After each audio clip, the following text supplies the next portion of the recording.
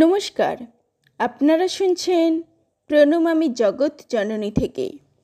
শ্রী শ্রী ঠাকুর ছিলেন মহাপুরুষ, সিদ্ধ পুরুষ।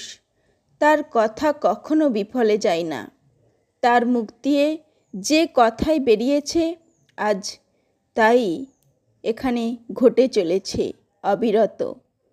এমন এক সময় শ্রী ঠাকুর শ্রীমাকে বলেছিলেন, দেখো, এরপর ঘরে ঘরে আমার পূজা হবে। কেন বলেছিলেন এমন কথা, আজ শোনাব সেই কাহিনী। ঠাকুর শ্রীরামকৃষ্ণদেবের চরণে প্রণাম জানিয়ে শুরু করছি। ঠাকুরও স্বপ্নে দেখেন ওষুধ আনতে হাতি গেল, মাটি খুঁড়ছে ওষুধের জন্য। এমন সময় গোপাল এসে স্বপ্ন ভেঙে দিলে আমাকে জিজ্ঞেস করলেন, তুমি স্বপ্ন টপ্ন দেখো? দেখলুম মা কালীর ঘাড় কাত করে রয়েছেন। বললুম, মা, তুমি এমন করে কেন আছো? মা কালী বললেন, ওর ওইটের জন্য, অর্থাৎ ঠাকুরের গলার ঘা দেখিয়ে বললেন, আমারও হয়েছে। ঠাকুর বললেন, যা ভোগ আমার উপর দিয়েই হয়ে গেল, তোমাদের আর কারুকে কষ্ট ভোগ করতে হবে না। জগতের সকলের জন্য আমি ভোগ করে গেলুম। গিরিশের পাপ নিয়ে এই ব্যাধি, তা গিরিশও শেষটাই ভুগলে। কাশীপুরে ঠাকুরের জন্য শামুকের ঝোল ব্যবস্থা হলো। ঠাকুর আমাকে করতে বললেন। আমি বললুম, এগুলো জীবন্ত প্রাণী, ঘাটে দেখি চলে বেড়ায়, আমি এদের মাথায় ইঁট দিয়ে ছেঁচতে পারবো না। শুনে ঠাকুর বললেন, সে কি, আমি খাবো, আমার জন্য করবে? তখন রোগ করে করতে লাগলুম। ঠাকুরের তখন অসুখ। কে সব ভক্তরা দক্ষিণেশ্বরে মায়ের কালীর ওখানে পুজো দেবে বলে জিনিসপত্র এনেছিল। তা ঠাকুর কাশীপুরে জেনে সেই সব ঠাকুরের ছবির কাছেই ভোগ লাগিয়ে প্রসাদ পেলে। ঠাকুর বলতে লাগলেন, দেখেছ কি অন্যায় করলে? জগদম্বার জন্যে এনে এখানেই সব দিয়ে দিলে। আমি তো ভয়ে মরি, ভাবি এই অসুখ, কি জানি কি হবে। এ কি বাপু, কেন ওরা অমন করলে? ঠাকুরও তখন বারবার তাই বলতে লাগলেন। কিন্তু পরে যখন রাত অনেক হয়েছে তখন আমাকে বললেন, দেখো, এরপর ঘরে ঘরে আমার পূজা হবে। পরে দেখবে একেই সবাই মানবে, তুমি কোনো চিন্তা করো না। সেই দিনই আমার বলতে শুনলুম।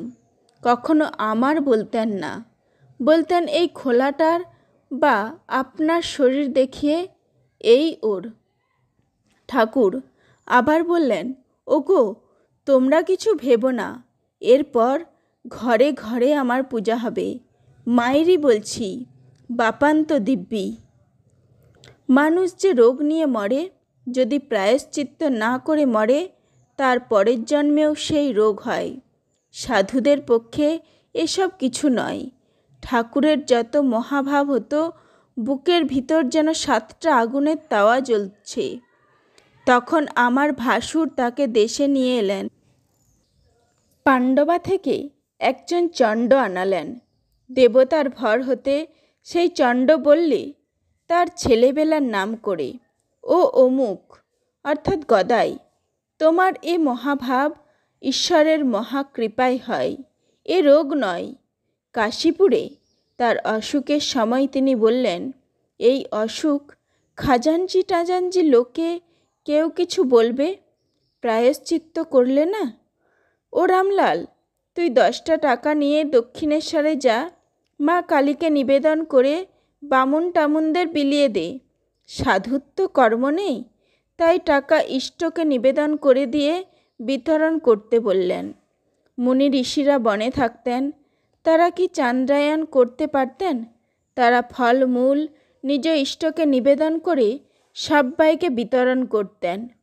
তাদের ওতেই হয়।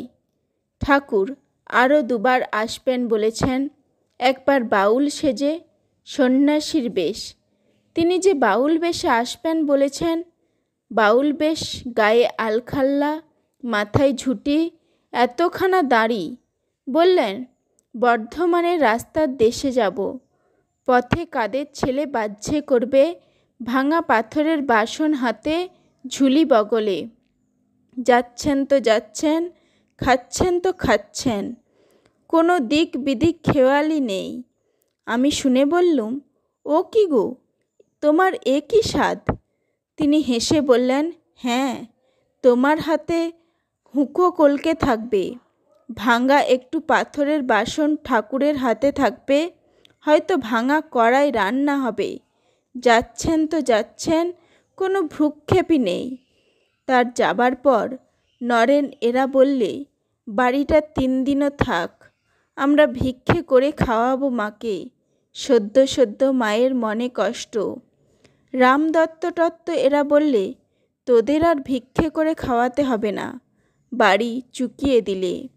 কাশীপুর বাগান তার অন্তর্লীলা স্থান, কত তপস্যা, ধ্যান, সমাধি তার মহাসমাধি স্থান, সিদ্ধস্থান। ওখানে ধ্যান করলে সিদ্ধ হয়। জয় শ্রী ঠাকুরের জয়, জয় শ্রী শ্রীমা সারদার জয়। নমস্কার, আজ এখানেই শেষ করছি। প্রণমামী জগৎজননীর আলোচনা আপনাদের কেমন লাগছে অবশ্যই কমেন্টে জানান। আপনাদের সাপোর্টই আমায় আরও নতুন তথ্য সন্ধানের অনুপ্রেরণা দেয়। ধন্যবাদ।